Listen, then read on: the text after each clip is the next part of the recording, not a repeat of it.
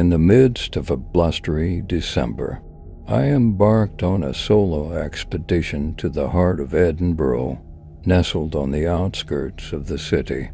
My rented Airbnb exuded an old-world charm, a two-story stone cottage steeped in history, yet quaint and welcoming. Upon arrival, I settled into the rustic abode, soaking in its antique aura.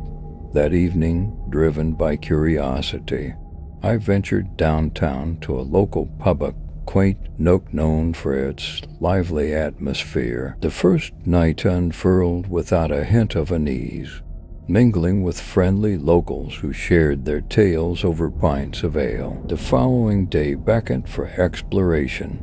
Edinboro Castle and the Royal Mile embraced me in their historic allure, while the quaint cobbled streets invited me to wander aimlessly. As the day waned, I returned to my temporary sanctuary, planning to dine at a nearby tavern nestled amidst the narrow alleyways. Inside the cozy establishment, a man, approximately in his 50s, occupied the adjacent table. My attempt to order in English was met with a glance, his eyes lingering longer than comfortable. The server accommodated my linguistic limitations, easing the communication barrier. The man, intrigued by my linguistic struggles, attempted to engage me in conversation. Initially, it was an innocuous exchange, until his tone shifted, applauding my efforts with an unsettling admiration. Unease crept in as his attention became fixated on my presence. Eager to conclude the interaction, I hurriedly devoured my meal, the man's unwavering gaze feeling increasingly invasive. The abrupt request for the check was met with an unexpected mirroring of actions, the man seemingly wrapping up his meal at an alarming pace. Exiting the tavern, the dimly lit streets whispered of a city in hibernation. A disconcerting sensation loomed, the air thick with the chilling bite of the winter wind. A glance over my shoulder revealed the man from the tavern, lingering at the crossroads, his intent concealed beneath the cover of night. An unsettling foreboding guided my steps homeward, the echo of my own footfalls amplified by the hollow emptiness of the streets. Upon reaching the cottage, an inexplicable fear engulfed me. A shadowy figure loitered at a distance, a mere silhouette in the murky dusk. Locking the door behind me, I shut out the encroaching darkness, shrouding myself in the perceived safety of the rented dwelling. Yet the unease lingered, an ominous presence that permeated the quaint walls. A call to my father provided only fleeting reassurance, urging me to fortify the defenses and remain vigilant. Night descended, and an urge for familiarity led me back into the heart of the city, seeking solace in the vibrant nightlife lost in the rhythmic cadence of a local band. The hours slipped by until the weight of inebriation compelled my return. A wave of disorientation engulfed me as I entered the cottage, the flickering candlelight casting dancing shadows upon the walls. It wasn't until I sank into the worn armchair that a chilling realization pierced through the fog. Subtle movements at the window, a curtain swaying in an unfelt breeze. Panic gripped me as I comprehended the dire situation. A window left ajar in defiance of my careful efforts to secure the premises.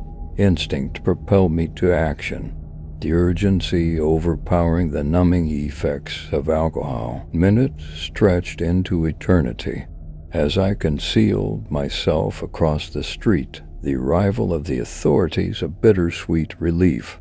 Their foreign commands swirled in confusion, yet the sight of the man emerging in handcuffs ripped through the shroud of fear, mingling disbelief with a surge of dread. The man from the tavern, The cause of my disquiet stood revealed as a threat, his true intentions shrouded behind a facade of normalcy. The revelation set tremors of horror through me. What if I had stumbled upon his hideout within the cottage? A silent predator awaiting my unwitting rival? Relief washed over me as he was escorted away. Yet the lingering sense of violation weighed heavy. Departure came as a swift resolve, leaving behind the cobblestone streets of Edinboro, a once charming city now tainted by the chilling encounter. The unsettling experience echoed a warning and unwelcome intrusion in the sanctuary of solitude. The weekend promised an escape from the city's hustle, a retreat to our farmhouse nestled in the quiet countryside. Before heading to the farmhouse, we stopped by our neighbor's place, a customary visit to exchange pleasantries and catch up on local news. As dusk descended, we arrived at our secluded sanctuary. The farmhouse stood bathed in the gentle glow of twilight, a haven of tranquility. After a long week's toil, we settled in, choosing a classic movie to unwind, cocooned on the sofa beneath cozy blankets. The night grew deep, our eyelids heavy with drowsiness. As the movie's credits rolled, the clock struck midnight, the tranquility shattered by an unexpected sound, the piercing chime of the doorbell. Reverberating through the silence, we exchanged puzzled glances. The late-hour visitor, an unsettling interruption to our solitude. I hesitated, feeling a knot of unease tighten in my stomach, before cautiously approaching the door. "Who's there?" I called out, my voice laced with caution. A voice answered from the other side, a strange timbre that carried an air of authority. "Police." "Open up. It's urgent." I hesitated, suspicion flickering in my mind. The farmhouse lay in a serene, low-crime area, and this late-night visitation felt disconcerting. My partner and I exchanged concerned looks, a shared understanding of the oddness in this encounter. The stranger's insistence on being a police officer didn't alleviate our unease. "Show us your badge," my partner called back, a tremor of apprehension in their voice. There was a pause, followed by an insistence to open the door, but something didn't sit right. My instincts prickled, warning of potential danger. "We can't see your badge. Can you call for backup? We'll wait," I responded, trying to sound composed despite the pounding of my heart. Silence stretched between us and the unseen visitor, punctuated only by the sound of our own shallow breaths. Moments ticked by, the tension escalating with each passing second. The visitor persisted, demanding entry, but their vague claims and reluctance to provide verification deepened our skepticism. The semblance of a police officer at our doorstep in the dead of night seemed more like a ruse. Refusing to yield to the pressure, we held our ground, refusing to unlock the door. Our hearts raced with a mixture of apprehension and caution as we contemplated the stranger's intentions. The minute stretched into an agonizing eternity. The visitor's persistent knocks echoing through the silent farmhouse, but eventually the sound faded, swallowed by the stillness of the night. We remained vigilant, our nerves taut with apprehension, until the first light of dawn spilled through the windows. The morning brought relief, but the memory of that unsettling encounter lingered, a reminder of the thin line between safety and vulnerability, and the importance of trusting our instincts. We reported the incident to the authorities, wary of potential threats lurking in the tranquility of our rural escape. The farmhouse Once a refuge, now held traces of an eerie encounter, a chilling testament to the fragility of safety in the solitude of the countryside. I'll dive into the spooky story of my wife, Rebecca, and I, who have just settled into our quaint home, a charming country house tucked away in a quiet town. Our dreams of a quiet haven are suddenly shattered by a neighborly encounter that will disturb our nights and blur the boundaries of fear and reality. We eagerly embraced our humble abode, excited at the prospect of a peaceful retreat away from the noise of the city.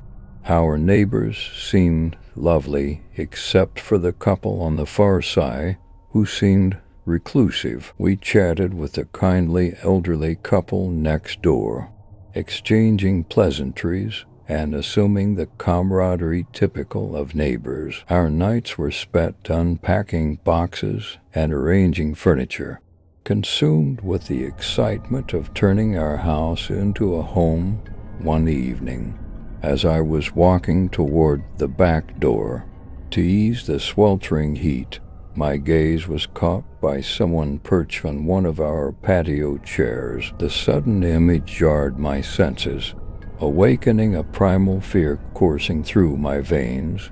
I called Rebecca over in a low voice and warned her about the intruder lurking in our backyard, appearing large even from afar.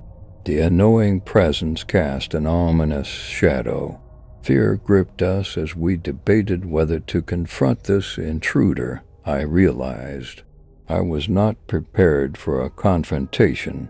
This figure, although hunched over, exuded an aura of impending menace. Rebecca suggested I address the unwanted visitor, but my anxieties held me back. I tentatively approached the window, tapped my fingers on it, and demanded that the figure vacate our property. His reaction was chilling.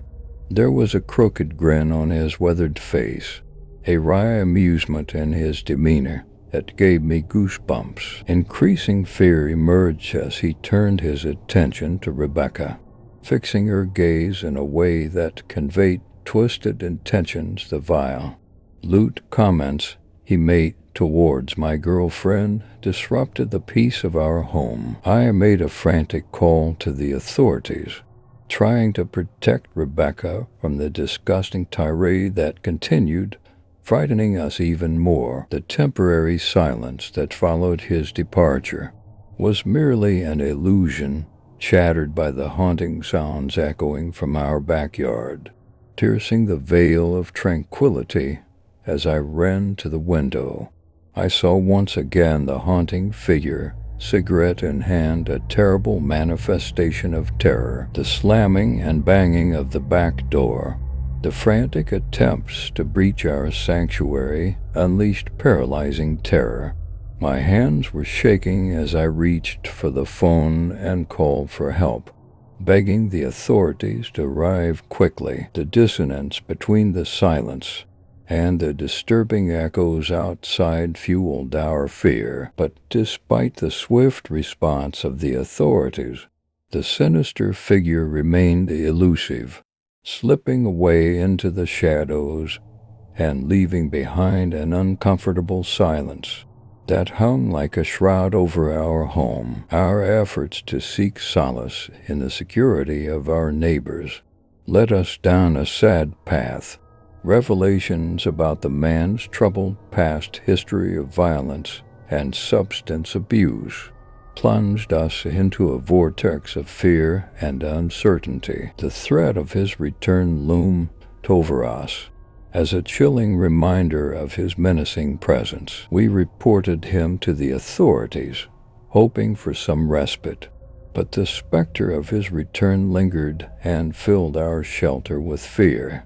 The unspoken fear of its reappearance, an uninvited repetition, perpetuated our restlessness, haunted our nights forever, shadow over our once idyllic haven. The ongoing uncertainty of his whereabouts whispered chilling fears, etching his presence into the fabric of our reality, an ominous shadow that still looms over our lives,